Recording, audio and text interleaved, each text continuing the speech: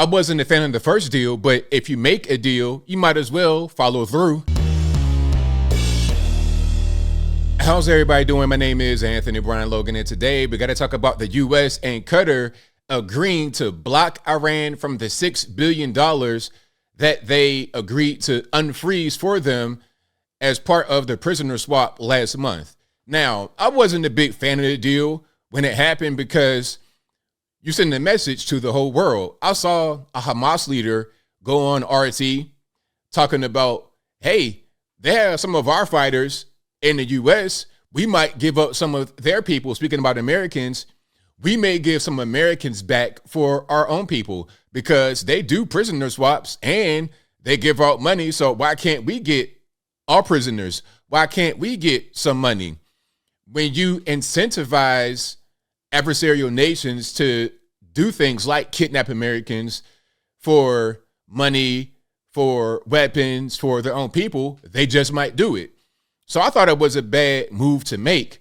But what might even be worse, or at least as bad, is reneging on the deal, saying, nah, we're not going to do that anymore.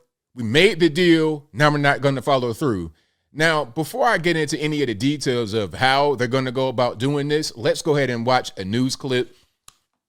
If you want to see the clip in full, link as always will be in the description. If you're on IG, visit the link in the bio, go to the corresponding article on the website. But without further ado, let's go ahead and roll it.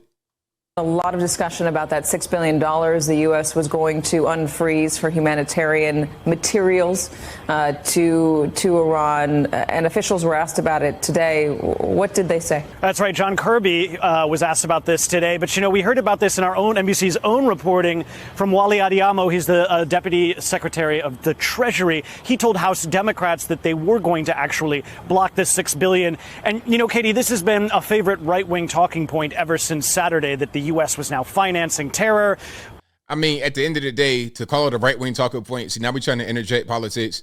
Like, I think that's kind of inappropriate at a time like this, but that's what they do over on the mainstream media. Let's keep on going, though. So where you left off as a right-wing talking point about funding terror to Iran. Let's keep on going.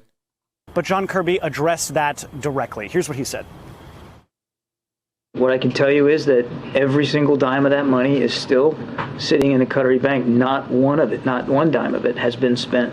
And even if they had accessed it, it wouldn't go to the regime. It would go to approved vendors that we approved to go buy food, medicine, and medical equipment, agricultural products, and ship it into Iran directly to the benefit of the Iranian people. Now, I mean, you could say that, and that might be true. And they may or may not explain how the money works in this particular clip. So I'm going to explain it right now. So the money was Iran's originally because they made it through their oil revenue. But when sanctions were placed on Iran, that money was frozen and they couldn't access it because they did not have access to the international monetary system. This is why Barack Obama did the Iran nuclear deal. He sent them pallets of money in cash on a plane because they couldn't get wired the money to Iran. What's happening now is that the money went from, I think, South Korea to Switzerland, somewhere like that. But now it's in a bank in Qatar, kind of a neutral country, I suppose. Iran has to send the U.S. a request to get money, and the U.S. must approve it. And it comes from the bank. Now, they could send a request and say, okay, we need money to get X, Y, and Z.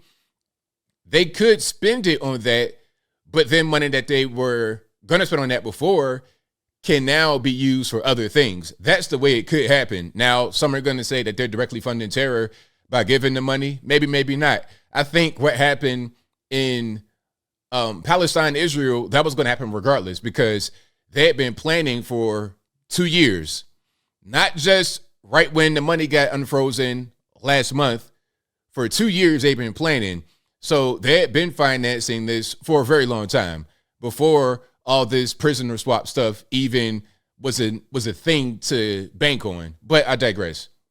And Katie, you know, important to note amidst all this chatter about that $6 billion, and that was released, or that was, part of the guarantee for those hostages last month.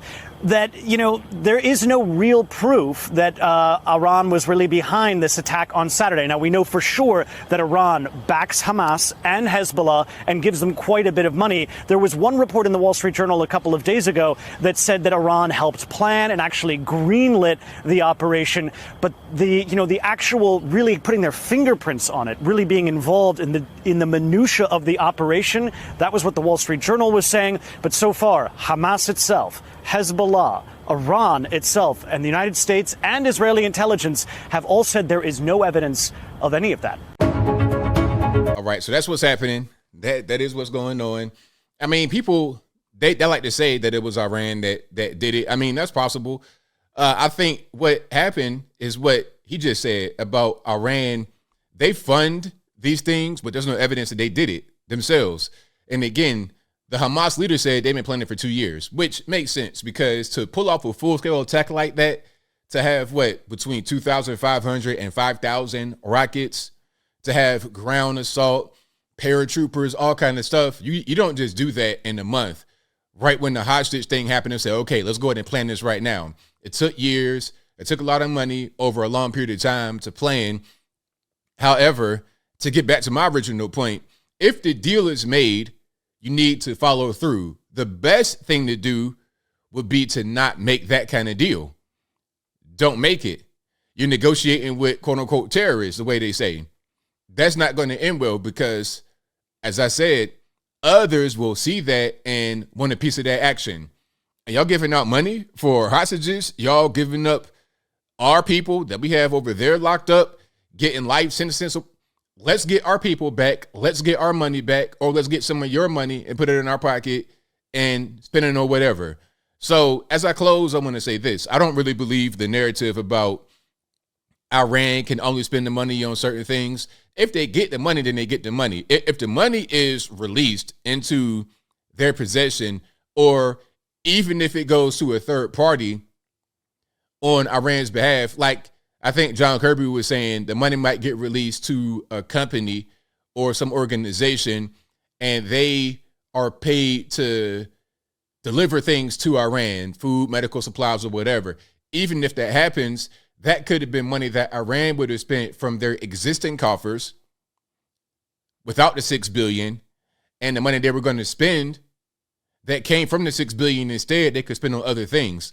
So I don't really believe that whole narrative about, I don't really believe that. But at the end of the day, whatever you say you're going to do, you need to follow through, because now we look like we're liars. First, the deal was bad from the beginning. Then we backtracked on it. It's all bad. But I think I'll leave that right there for now. And what say you? Do you think it was a good idea to backtrack on the deal, to back out of it, to renege on the deal? Whatever your thoughts are, let me know in the comments below. Was it a good idea to get into the deal to begin with, or a bad idea? Whatever your thoughts are, let me know in the comments. You guys know where I'm at. I think it's bad when you back out of the deal that you make, even if I don't like the deal. Okay? The best thing to do here would have been to not get into the deal. Don't do the swap with the money. Don't do that, because that's obvious, an obvious signal to every adversary in the world that they negotiate with us and they give out money. That's what that says. It's the same thing with the southern border. When you advertise how you're not going to do any kind of deportation and come one, come all, and we're a sanctuary city, sanctuary state, they're going to flock to your state.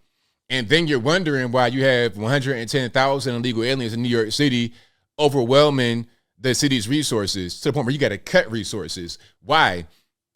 You invited them. We're a sanctuary city. We're not going to close the wall. We're a sanctuary state. We're not going to shut the border off. Okay, cool. If that's what you want to advertise to the world shall come to you as a result of your advertisement. Very simple. But whatever your thoughts are, please let me know in the comments below. And that's all I got to say for this video. If you like what you heard, please comment, rate, share, and subscribe. Peace.